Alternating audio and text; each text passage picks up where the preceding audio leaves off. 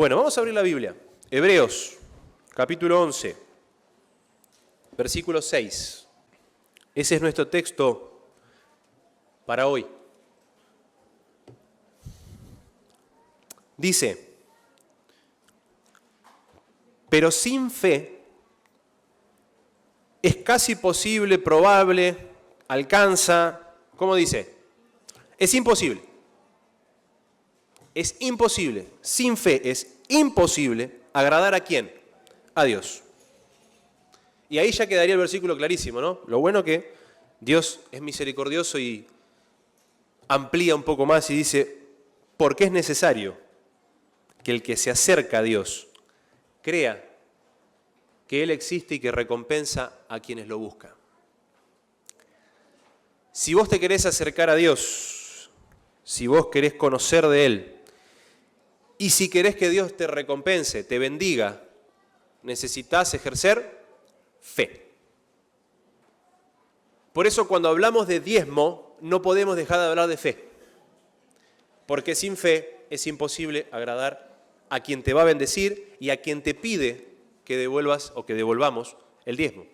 Por eso quiero dejar esta frase como frase central del tema de esta mañana. La fe se demuestra con los actos. La fe se demuestra con los actos.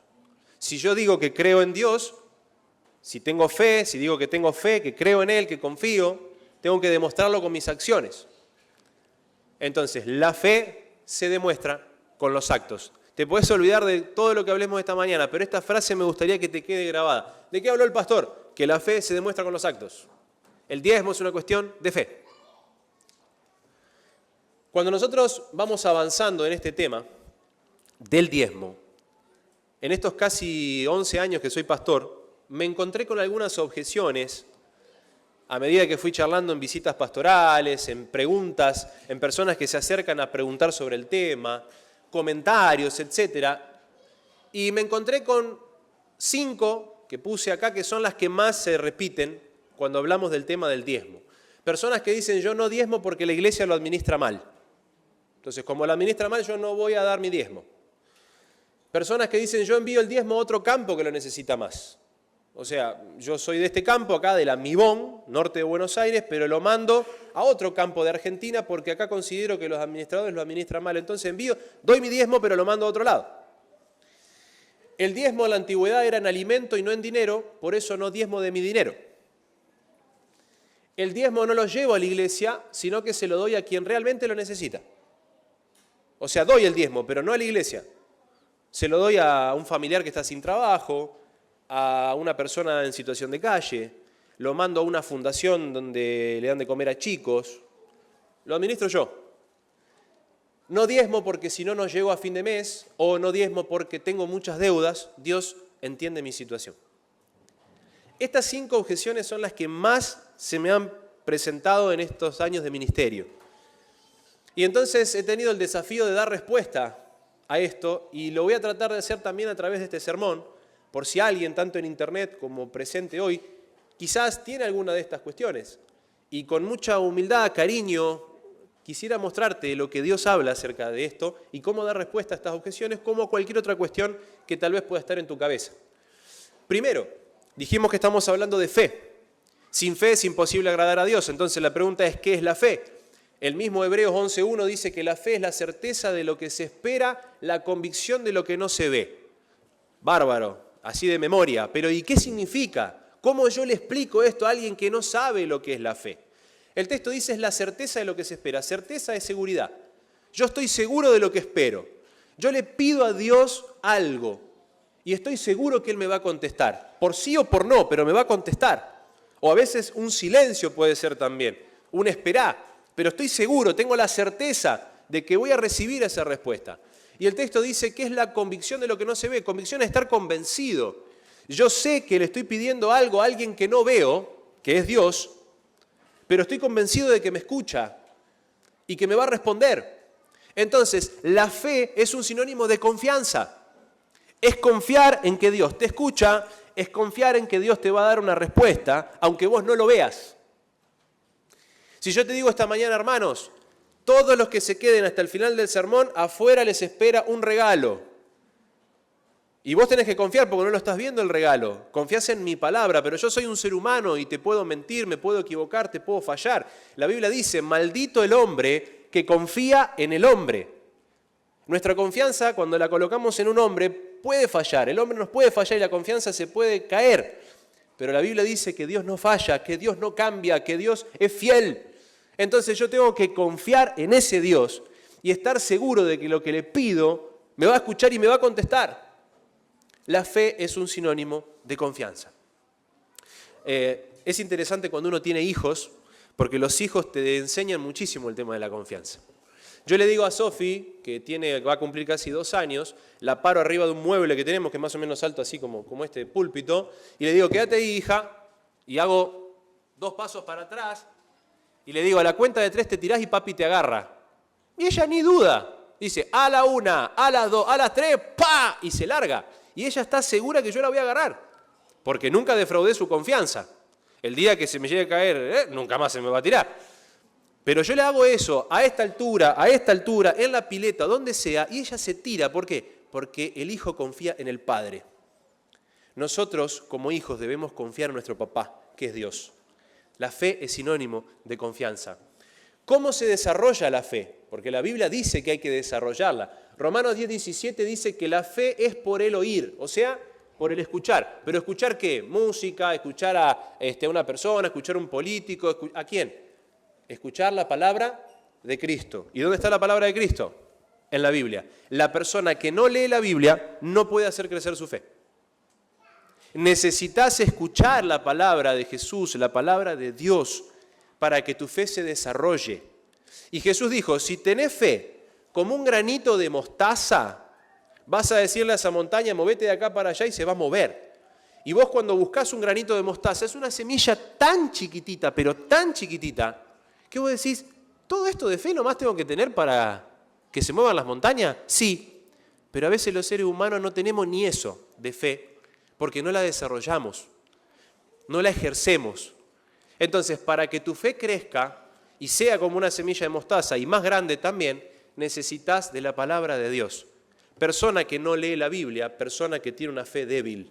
Persona que no lee la Biblia, persona que no puede confiar en ese Dios, en ese papá que te quiere bendecir. Por eso necesitamos desarrollar la fe. Y la fe se desarrolla día a día. Incluso hasta se desarrolla con las experiencias que tenemos con Dios.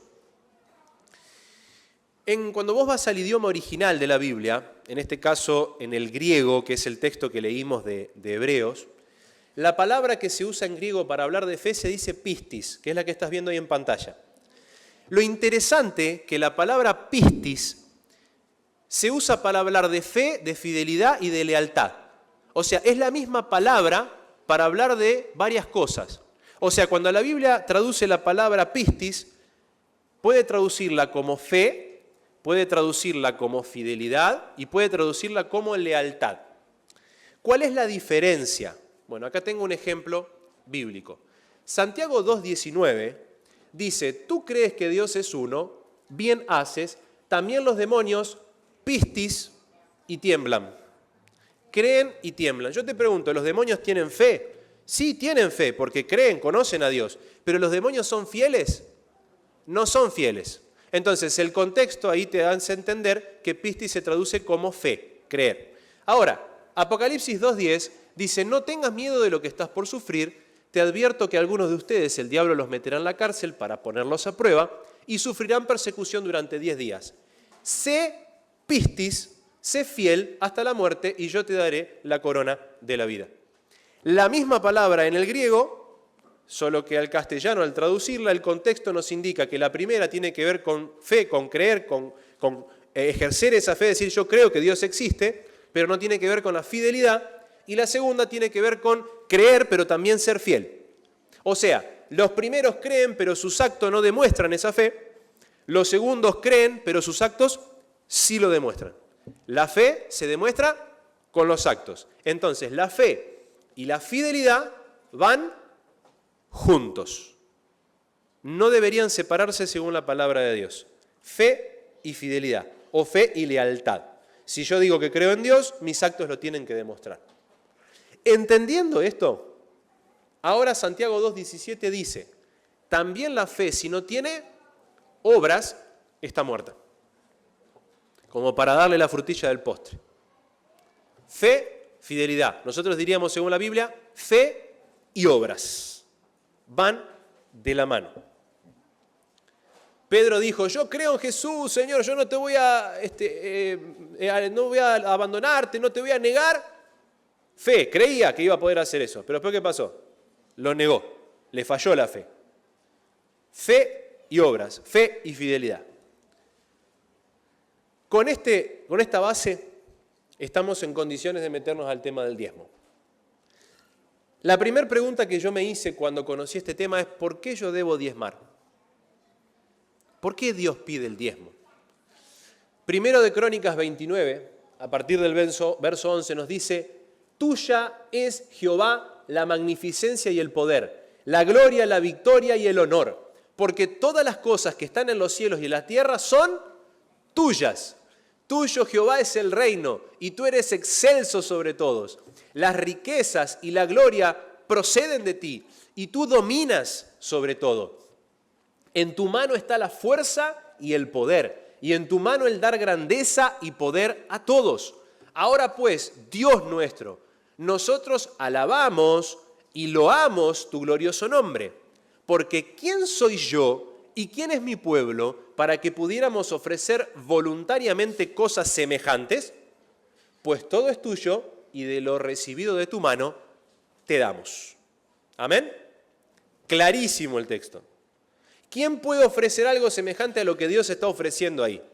Nadie. Solo Él, porque Él es dueño de todo. La Biblia dice también en Ageo 2:8, dice Dios, mía es la plata y mío es el oro. Y si tenés plata y tenés oro, Señor, ¿por qué me pedís el diezmo? ¿Por qué me pedís plata? Son preguntas que yo me fui haciendo hace años atrás. Primera de Corintios 6, que es el texto que usó hoy Candela, nos dice ahí, hablando del cuerpo, que nosotros fuimos comprados por precio, o sea, Jesús pagó por nosotros en la cruz, y dice al final del texto que nuestro cuerpo y nuestro espíritu son de Dios. O sea que yo mismo soy propiedad de Dios. Por lo tanto, en este mundo no hay nada que no sea de Él. Con esto podemos decir que Dios es el dueño de todo. Entonces, cuando Él me pide que yo diezme, me lo pide porque es un acto de adoración. Señor, te adoramos con esto. Reconocemos que vos sos el dueño de todo, que vos sos el que me bendice. Reconocemos que confiamos en ti. Reconocemos que te mereces esta gloria, esta honra, porque si no fuera por vos, yo no tendría ni salud, ni trabajo, ni las bendiciones que tengo. Entonces el diezmo es un acto de adoración, que obviamente tiene que ver con la fe. Cuando yo diezmo, estoy adorando al Creador. Hay 3 citas que encontré en un libro que te recomiendo que se llama Consejos sobre Mayordomía Cristiana. Es un libro del Espíritu de Profecía, muy interesante, cortito, al punto, que puede ampliar lo que Dios o que amplía lo que Dios habla acerca de la mayordomía. Dice que el plan de Dios en el sistema del diezmo es hermoso por su sencillez e igualdad. Todos pueden practicarlo con fe y valor porque es de origen divino. ¿Quién creó el sistema del diezmo entonces? Dios. No es un invento de las personas, es Dios. Dice que Dios exige este tributo como una señal de nuestra lealtad. ¿Te acordás hoy? Fe y obra, fe y fidelidad, fe y lealtad van de la mano. Y esta dice, vi que este sistema de diezmar desarrollaría el carácter y manifestaría la verdadera condición del corazón. Jesús dijo, de la abundancia del corazón habla la boca. Cuando yo diezmo, estoy adorando, estoy mostrando exteriormente lo que pasa interiormente. Esa fe y esa adoración que pasa por adentro.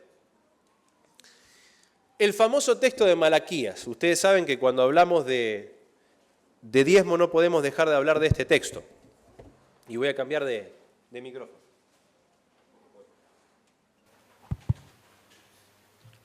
Malaquías 3. ¿Quién no conoce el versículo de Malaquías? Acá hay algunos aspectos interesantes que quiero resaltar, hermanos, para animarnos una vez más a este tema. Uno dice, ¿se le puede robar a Dios?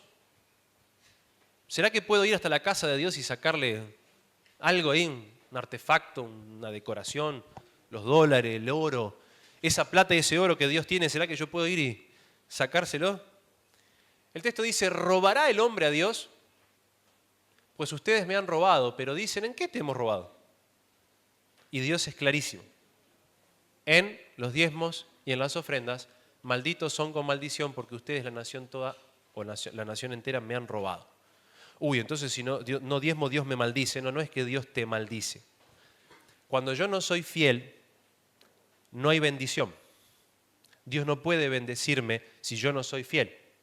Porque la Biblia dice, el que sabe hacer lo bueno y no lo hace, comete pecado. Si yo sé que tengo que hacer algo y no lo hago, estoy en pecado. Entonces, Dios no puede bendecirme. No es que no quiere, no puede, porque respeta mi libertad de elección. Entonces, si no hay bendición, la ausencia de bendición, ¿qué es? Es maldición. Por eso es maldito, por eso no hay bendición. Y el texto dice después, la promesa, traigan todo el diezmo al tesoro, algunas versiones dice al alfolí, y haya alimento ¿en dónde? En mi casa. ¿Cuál es la casa de Dios? La iglesia. El diezmo se lleva a la iglesia. No, pero yo quiero dar. Ok, vos sos libre de hacer lo que quieras. Pero Dios dice que el diezmo se lleva a la iglesia. El alfolí, que en esta versión lo traduce como al tesoro, el alfolí eran los graneros, los almacenes donde en la antigüedad se guardaban las reservas de lo que el pueblo iba a usar después con el tiempo. Un lugar de reserva para almacenar. El tesoro, el almacén de la iglesia es, el almacén de Dios es la iglesia. La iglesia es la que administra ese dinero. Entonces yo debo llevarlo al tesoro de su casa, en mi casa, dice él. Y dice entonces ahí el texto, pruébenme. Y acá yo marqué algunas cositas, ¿no? Lo que fuimos diciendo hasta acá. Y dice, pruébenme. ¿Por qué pruébenme? Es interesante porque en la Biblia no aparece otro texto en otra cosa en la que Dios diga, probame. Probame, a ver, probame, te dice Dios. Cuando habla del diezmo, cuando habla del dinero, dice, probame. Y esto es interesante porque las personas que no prueban, que no dan ese paso de fe, ese paso de confianza, no saben o no pueden saber lo que es que Dios te bendiga por ese paso de fe. Vos necesitas dar ese paso de fe para saber lo que es la bendición en eso, puntualmente. Esto es como decirle a la persona que no tiene hijos, ¿qué es tener un hijo? El que no tiene hijos no puede entender por más que vos le expliques. Hay que experimentarlo para saber lo que es tener un hijo. Lo mismo pasa con el diezmo. Hay que experimentar, hacerlo para saber lo que es confiar en Dios, incluso en los momentos donde el agua por ahí te llega hasta el cuello, o en los momentos donde la lógica te dice otra cosa. Me acuerdo cuando era chico, o más chico, porque uno no deja de ser niño, en mi casa no había trabajo, se salía a buscar trabajo, no había. Por ahí se encontraba algo, y ese poquito trabajo que mi mamá encontraba, separaba su diezmo. Era nada, en cantidad era monedas, te estoy hablando del 2000, 2001. Monedas, a veces el diezmo eran 10 centavos, literalmente. En el sobre iban 10 centavos. No sé a cuánto sería plata de hoy, pero era insignificante en ese tiempo. Y muchas veces a mí, yo tenía 8 o 9 años, me daban plata por el cumpleaños, o por ahí venía una tía que venía de Italia, o venía de otro lugar que por ahí estaba bien económicamente, y traía un regalito, y a mí me había enseñado que yo tenía que separar mi diezmo, así que yo separaba mis moneditas de ese regalo que me daban. Y en casa pasó muchas veces que había días que no había para comer. Literalmente no había nada para comer. La heladera estaba completamente vacía, ni cubitos había porque no había ni cubetera, de lo mal que estábamos. Pero esos días que nos levantábamos y no había nada para comer, siempre pasaba algo que hacía que nosotros tuviéramos comida en la mesa. Y no es que nosotros salíamos a pedir comida. Muy poca gente sabía nuestra situación, pero Dios se encargaba de bendecir. Y se encargaba de que esa poquita plata que entraba durara y alcanzara para lo que tenía que alcanzar. Nosotros decidimos ser fieles a Dios en ese momento difícil, porque entendimos que Dios va primero. Y yo pude experimentar desde chiquito lo que es la confianza en Dios cuando nosotros le damos a Él lo que le corresponde. Porque Él dice, pruébenme en esto, si no les abriré las ventanas de los cielos y vaciaré sobre ustedes bendición hasta que sobreabunde. Y este es otro punto interesante. Dios va a derramar bendición. ¿Qué es la bendición? Hay personas, generalmente son de otras denominaciones, que predican lo que se llama esto de la teología de la prosperidad. Es como el trueque. Si vos le das a Dios 1000, Él te va a devolver 2000. Si vos le das a Dios un auto, Él te va a dar una casa. Entonces, teología de la prosperidad, trueque. No funciona así. La Biblia es clarísima. Bendición. La bendición puede venir de muchas maneras. Y te voy a poner un ejemplo. Yo me di cuenta que Dios me bendice con la duración de las cosas. Porque a cada persona Dios la bendice distinto. Y si recordás, el pueblo de Israel cuando estaba en el desierto, esos 40 años que ellos anduvieron en el desierto, dice que la ropa no se les pudrió ni se les desgastó. ¿Cómo es posible 40 años que pase eso? Porque Dios bendice. Bueno, yo me di cuenta que Dios me bendice con la duración de las cosas, por ejemplo. Este pantalón que ustedes ven acá ya tiene 10 años. Y ahora yo sé que en la salida van a estar todos mirando el pantalón del pastor, ¿no? Mi esposa lo cuida muy bien de paso, lo lava, lo plancha, lo protege del sol, lo cuelga de tal manera en la sombra, ¿no? Le hace todos los cuidados que tiene que hacer. Pero este pantalón, hermanos, tiene 10 años. El auto, gracias a Dios, Dios me dio la bendición de tener bastante habilidad con las manos y lo arreglo yo al auto, le hago la distribución, lo alineo, solo lo llevo a balancear, nada más. Entonces me ahorro mucha plata por ese lado. También eso es una bendición. Pero me pasó una vez que tuve que llevarlo al mecánico porque no tenía tiempo de cambiarle unas piezas y cuando el mecánico levanta el auto ya, no el anterior a este, que era igual, un Corsa 2, levanta el auto, un auto de 21 años, 22 años en ese momento ya de fabricado, levanta el auto y mira y dice, este repuesto es original. Sí, le digo. ¿Cuántos kilómetros tiene el auto? 300.000, le digo. ¿Cómo va a tener 300.000 si estos repuestos duran como máximo? Como máximo, me dice el mecánico. Un mecánico de mucha experiencia. Como máximo te duran 150.000 kilómetros, pero te estoy hablando de una persona que casi ni lo usa, que lo cuida, que no agarra pozos, que no. Le digo, mira, yo trabajo en José Cepaz. Los pozos en José Cepaz no son pozos, son cráteres. Y he perdido patente en esos cráteres por el agua que se acumula ahí. Y yo he agarrado pozos, le digo, con gente, con 5 personas arriba. Ha sido un desastre. No, dice, no puede ser. No te creo. Bueno, vení, mirá los kilómetros del auto. Así que se metió el mecánico a ver los kilómetros. 300, 1.000, no sé cuánto. 300.000. Me dice, no puede ser. Y se quedó así el tipo. ¿Cómo puede ser? Le digo, bueno, ¿sabes qué pasa? Le digo, ¿qué es la bendición? Yo le dije así en chiste para engancharlo. Le digo, pasa que está bendecido. ¿Cómo? No, le digo, no estaba bendecido, es Dios que bendice. ¿Cómo que Dios bendice? Claro, le digo, entonces le expliqué. Digo, en la Biblia, cuando vos sos fiel a Dios, orás para que Él te ayude, Él te bendice. Y a mí me di cuenta que Él me bendice con la duración de las cosas. Y se quedó pensando, mira, justo tenía un libro, le digo, Tomás, te regalo este libro, léelo. Ahí explica un poco. Dios bendice con salud. Si vos te cuidas del templo, como le enseñamos a los chicos hoy, que es el templo, la casita del Espíritu Santo, Dios te va a bendecir esa salud. ¿Tá? No quiere decir que no puede venir una enfermedad, puede pasar, pero Él te va a bendecir para que no tengas que gastar un dinero innecesario en cosas que puedes evitar. Y así Dios puede bendecir a cada persona. Por eso la bendición que Dios te quiere dar no es dinero por dinero, trueque, es bendición. Y vos tenés que pedir sabiduría para que Dios te muestre en qué te bendice Él. Y esto otro es lo interesante. Dice el texto que todas las naciones te van a decir, bienaventurado porque vas a ser tierra deseable. Esto es testimonio. Cuando vos sos fiel a Dios y Dios te bendice, la gente lo nota. Y el que se anima a veces pregunta, como el mecánico. Otros no. Pero vos podés ser de bendición y de testimonio para otros, mostrando a ese Dios fiel que cumple su promesa. Te pregunto, ¿en qué necesitas que te bendiga Dios? ¿En qué necesitas que Dios te ayude a vos, a tu familia? Sé fiel a Dios. La fidelidad a Dios nunca vuelve sin recompensa. Siempre se recompensa de alguna manera. Desde paz, tranquilidad, prosperidad, salud, etcétera, etcétera, etcétera. Bendición. Elías fue fiel a Dios aún bajo pena de muerte, predicando de su palabra. Se tuvo que ir al desierto. ¿Con qué lo alimentó en el desierto? Con cuervos. Dios tiene 1000 maneras de bendecirte y cuidarte. Para ir cerrando, ¿desde cuándo existe la ley del diezmo? ¿Por qué la ley del diezmo? Porque es una ley que Dios dio en el Sinaí. Dentro de todas las leyes que Dios le entregó al pueblo de Israel, le entregó también la ley del diezmo. Y esto es lo interesante.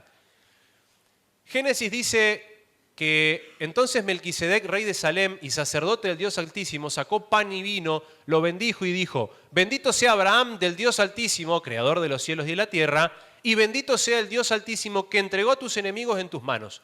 Y le dio a Abraham los diezmos de todo. Génesis 14. ¿Dónde se habla antes de esto del diezmo? En la Biblia en ningún lado antes de Génesis 14, pero ya existía esa ley, solo que la Biblia no lo registró hasta ese momento. Y Abraham sabía de esa ley y después de volver de recibir un botín de una guerra, le entregó los diezmos de todo a Melquisedec, que era un sacerdote. El apóstol Pablo habla también de esto en el libro de Hebreos. Pero Abraham sabía de esta ley y fue fiel a esa ley. Y también Levítico 27 dice Dios: todos los diezmos de la tierra, tanto de la semilla de la tierra como del fruto de los árboles, pertenecen ¿a quién? A Dios. Hoy dijimos, Él es el dueño de todo. Es cosa sagrada al Señor. Y un poquito más adelante dice: estos son los mandamientos que el Señor ordenó a Moisés para los hijos de Israel en el monte Sinaí. Dentro de las leyes que Él le entregó al pueblo está la ley del diezmo. Una ley que ayuda a la persona a ser fiel, a confiar, a crecer espiritualmente, a adorar, pero también a ser de testimonio para otros. La ley del diezmo existe desde siempre. ¿Para qué debe usarse el diezmo? ¿Qué dice la Biblia? Números 18 es un texto clarísimo, pero traje 2 textos más como para armar el rompecabezas un poquito más amplio. Porque dice Dios: yo he dado a los hijos de Leví todos los diezmos en Israel, como herencia, como heredad por su ministerio, por cuanto ellos sirven en el ministerio del tabernáculo de reunión. Los hijos de Leví son los levitas, los sacerdotes, gente que estaba dedicada 100% al ministerio en el santuario. Dios había apartado, había separado a la tribu de Leví para que hagan este servicio sagrado. Entonces, como no podían trabajar de otra cosa, de alguna manera había que vivir. Entonces Dios los sostiene a través del diezmo del pueblo. Corintios, el apóstol Pablo, miles de años después, dice, haciendo referencia a esto que leímos recién en Números: ¿no saben que los que trabajan en las cosas sagradas comen del templo y que los que sirven al altar del altar participan? Así también ordenó el Señor a los que anuncian el Evangelio que vivan del Evangelio.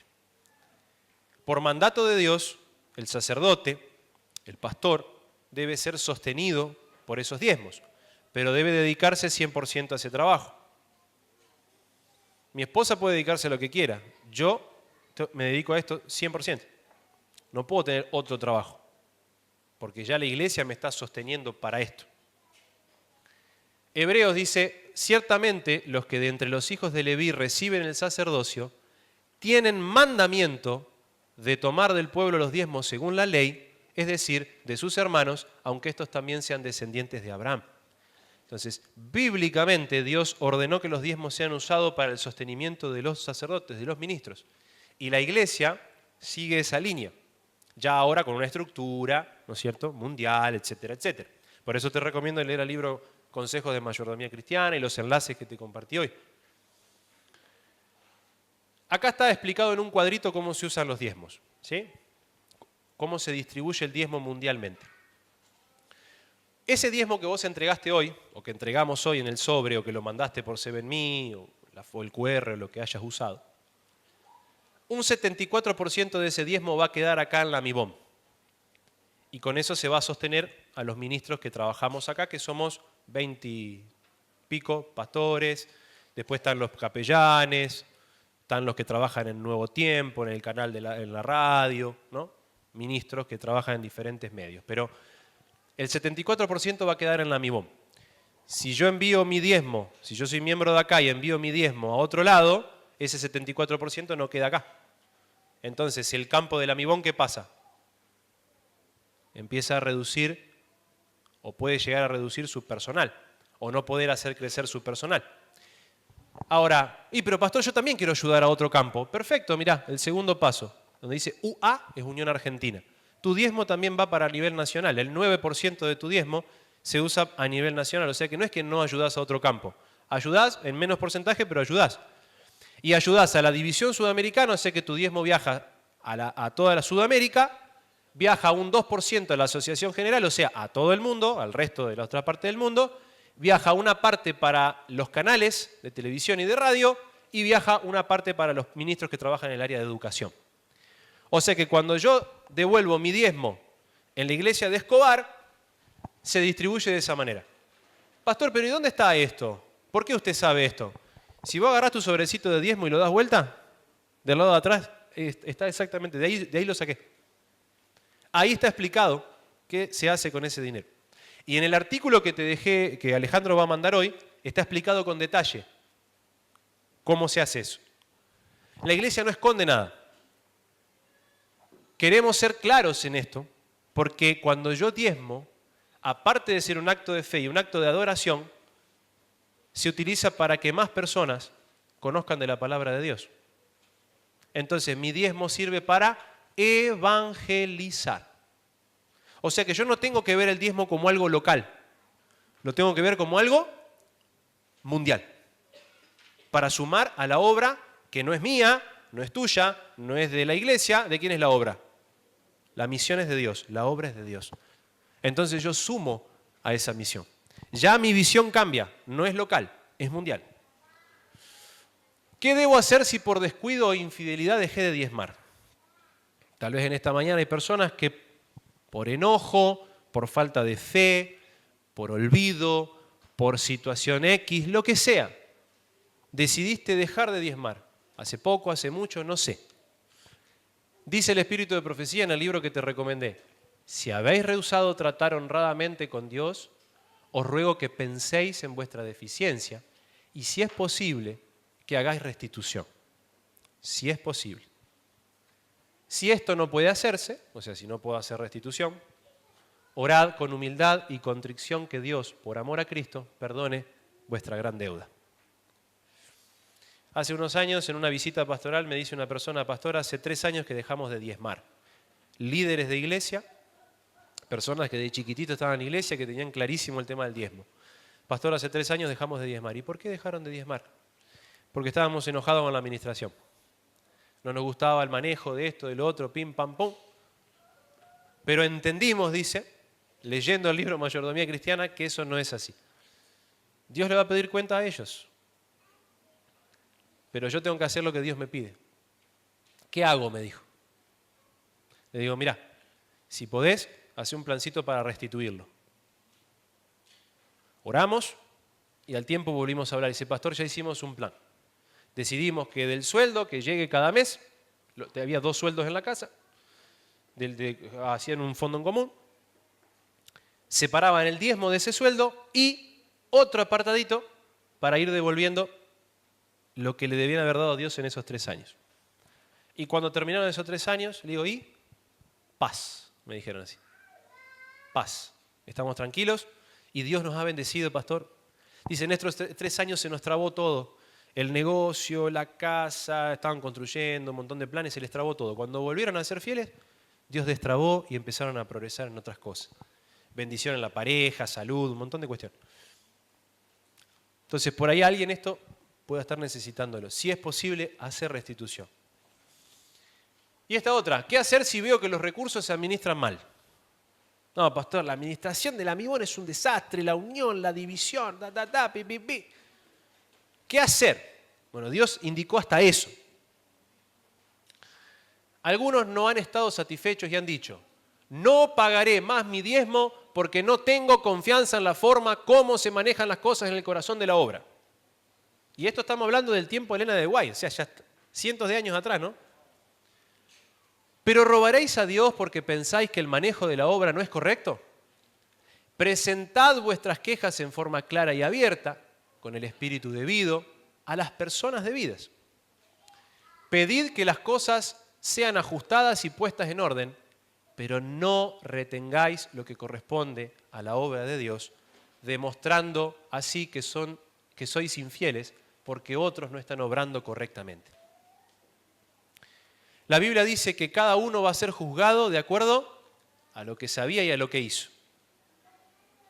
Yo te pregunto, ¿somos nosotros los que administramos el dinero del amibón? No. Hay otras personas. Bueno, Dios le va a pedir cuentas a esas personas. Nosotros podemos presentar nuestra queja, mostrar, pero el que te pide el diezmo, ¿quién es? Es Dios. Y Dios te va a preguntar a vos, ¿fuiste fiel en lo que yo te pedí? No te lo pidió el amibón, no te lo pidió la unión, no te lo pidió el pastor Fabio. Yo te lo pedí, dice Dios. ¿Fuiste fiel? Porque Dios dice, en lo poco has sido fiel, en lo mucho te pondré. Quiero bendecirte, quiero que seas de bendición y de testimonio para otros. ¿Fuiste fiel? Ay, sí, Señor, fui fiel. Bien, buen siervo y fiel. Entra en el gozo de tu Señor. Fidelidad. Esa fidelidad que pones en práctica hoy te prepara para otras cosas. Hermanos queridos, este es el objetivo de todo. La Biblia dice que un día Jesús va a colocar una corona en nuestra cabeza. Esa corona es símbolo de victoria. Pero esa corona, para que sea símbolo de victoria, primero nosotros tenemos que decidir ser fieles a Dios hoy. Jesús dijo, sé fiel hasta la muerte y yo te daré la corona de la vida. Cuando vos sos fiel en las pequeñas cosas, te prepara para las cosas grandes. Cuando vos sos fiel a Dios en el diezmo, estás cumpliendo con lo que Él te pide, es su mandato, es su ley, pero también estás ayudando a que la obra de evangelizar el mundo sea posible. Hoy día, en nuestra iglesia, solamente el 30% de los miembros son los que son fieles al diezmo. A nivel mundial. 30%. ¿Y cuántas cosas podemos hacer gracias a ese 30%? Imagínate si el 100% fuéramos fieles a Dios, ¿cómo cambiaría la historia? Pero al margen de todo eso, que es un número, es una cifra vista desde arriba, yo quiero apelar a tu corazón en esta mañana. En la iglesia nunca te vamos a obligar a que vos diezmes, jamás, y no debería hacerse. Pero sí debemos animar a ser fieles a Dios, animar y explicar por qué Dios pide el diezmo. Y si en esta mañana hay alguien que siente que no está siendo fiel en este punto, yo quiero pedirte que puedas orar a Dios y decirle, Señor, ayúdame a serte fiel, ayúdame a confiar, ayúdame a ser de testimonio para otros, ayúdame a sumar a la misión para que otras personas te conozcan. Y Dios dice, ok, probame. Anímate, da el paso de fe, porque la fe se demuestra, dijimos, con los actos. La fe se demuestra con los actos. Y vas a ver cómo Dios te va a bendecir. Vas a ver esa bendición en tu vida y en la gente que está a tu alrededor. Hoy el Señor te llama, te invita a ser fiel en ese punto. Y esa fidelidad te preparará para algo mucho más grande. Mi deseo es que la iglesia de Escobar siga siendo generosa, siga siendo fiel, pero trabajándolo desde el nivel personal, porque es Dios el que te habla a través de su palabra, es Dios el que te invita a ser fiel y es Dios el que te va a bendecir. Recordá que el diezmo es un acto de fe, pero también es un acto de, dijimos, adoración. Que nuestra fe se demuestre con nuestros actos. El Señor nos bendiga.